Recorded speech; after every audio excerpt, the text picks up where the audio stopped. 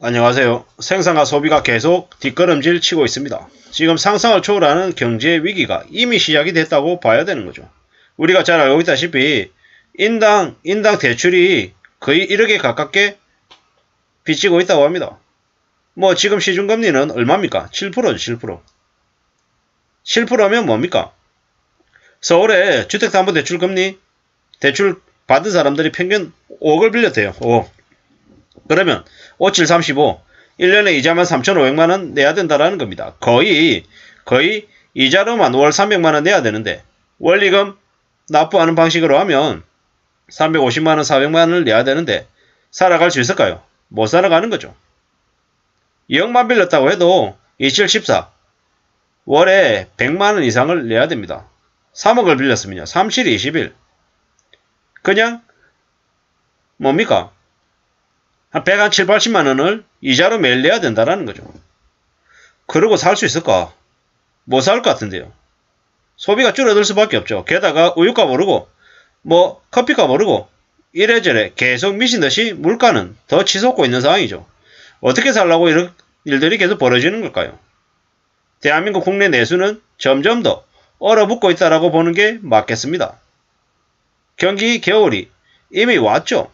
이미 왔는데 지금의 대한민국 정부, 윤석열 정부는 뭘 하고 있습니까? 정치를 하고 있나요?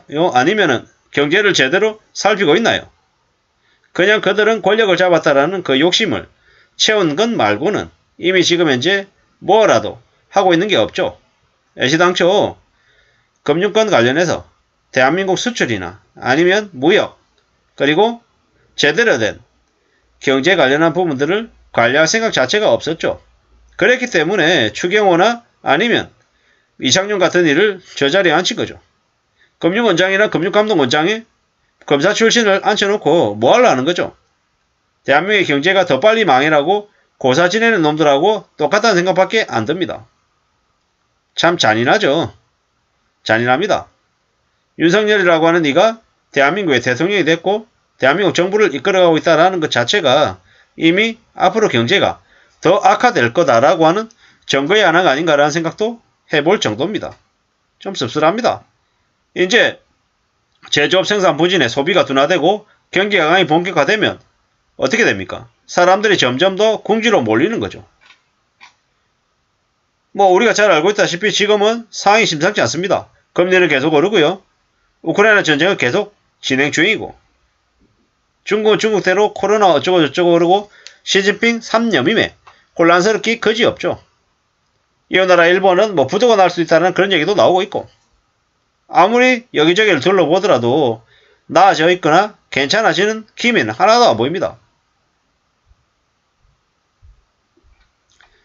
산업생산 지수도 4달째 하락하고 있답니다. 이것도 매우 우려스럽죠. 기업들은 창고에 쌓이는 재고 소진에 안간힘을 쓰고 있답니다. 제조업 평균 가동률도 떨어졌다고 하고요. 2.7%. 서비스업 생산도 0.8% 감소했다고 하고요. 자영업자들의 체감 경기와 직결되는 숙박 음식업점도 1.4% 줄어들고 감소했다고 하고 10월 소매 판매도 줄어들었고 6개월에서 9개월 뒤에 경기 상황을 예고하는 경기 선행지수 순환 변동치도 0.1% 하락하고 4개월 연속 내렸답니다. 하나 좋아 보이는 거 없죠. 기획재정부 뭐라고 얘기합니까? 10월은 수출 부진 등으로 광공업 생산이 크게 감소했고 그간 경기 회복을 견인해온 소비도 추가 상승이 제약되어 회복 흐름이 약해지고 있다. 수출 떨어지고 소비 위축되고 점점 더 안 좋아지고 있다는 겁니다. 이 때문에 부동산 경기 하강은 더 심해지는 거죠. 이태원 참사 때문에 소비도 더 줄어들었고요. 함부로 사람 많은 곳에 가면 안 된다라고 사람들이 생각하는 거죠. 집값이 떨어진다고 언론에서는 아우성인데 실제 현장에서는 사람들이 어처구니 없어 하는 거죠. 여전히 택도 없이 비싸니까요. 이게 뭔가 싶은 거죠. 우유도 팔리지 않는데 너무 비싸니까 못 산다라는 거죠. 이러면 어떻게 되겠습니까? 결국에는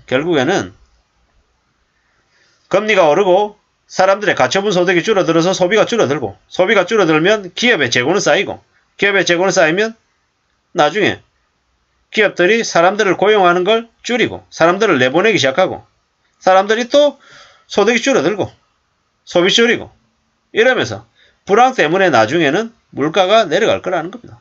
불황 때문에.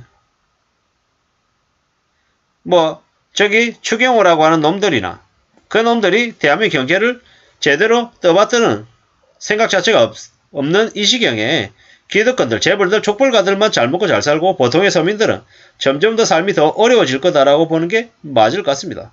앞으로 꽤나 삭막한 경제 겨울이 시작됐다라고 봐야죠. 무서운 얘기죠. 이웃나라 일본에서 5천원 가지고 점심 때우는 그런 상황이 이제 한국에도 오는 거죠. 도시락 싸서 다니고요. 모르는 사람들하고 말도 안 섞고 오직 스스로 조용히 땀 삐질삐질 흘리면서 미친듯이 아르바이트 하면서 하는 거죠. 왜? 빚 갚아야 되니까요. 인생 자체가 우울하니까요. 제대로 된 삶을 못 사는 거죠. 결혼도 못하고 아이도 못 낳고 1인 가구로 그냥 저 구석에서 혼자서 외로이 쓸쓸히 인생을 마감할 이들이 늘어날 것 같습니다. 상상을 초월하는 강력범죄들도 늘어나고요. 이게 지금 현재 윤석열 정부 아래에서 벌어지고 있는 일이다라고 봐야 되겠습니다. 구군이 다 해가는 것 같습니다. 가계부채가 지난 10년간 2배가 올랐습니다.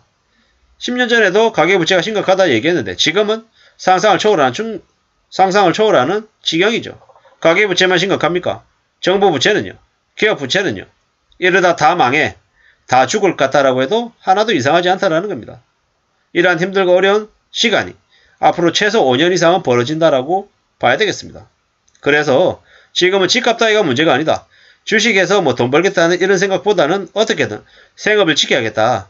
내가 처해 있는 이 현실에서 어떻게든 삶을 잘 유지할 국리를 해야겠다. 이런 말씀들을 계속 드립니다. 뭐 여전히 부자들은 잘 살아. 뭐 괜찮아. 나 부자야. 이렇게 떠들어대는 놈들을 제일 멀리해야 될 겁니다. 함부로 돈 많다라고 떠들어대는 놈들은 지금 같은 시국에는 어떻게 됩니까? 범죄의 대상이 될 수 있습니다. 지금도 집을 사라고 떠들어대는 놈들, 주식해야 된다고 얘기하는 놈들 다 사기꾼이고 쓰레기이고 악마입니다. 지금은 더욱더 현실을 내다보고 삶을 어떻게든 지킬 국리를 해야 되겠습니다. 그것만이 우리를 안전하게 해주지 않겠냐. 이런 생각들을 해봅니다. 아무쪼록 저나 여러분들의 건강이 좀 잘 지켜지고 일상이 쉽게 흔들리지 않기를 바랄 뿐입니다. 감사합니다.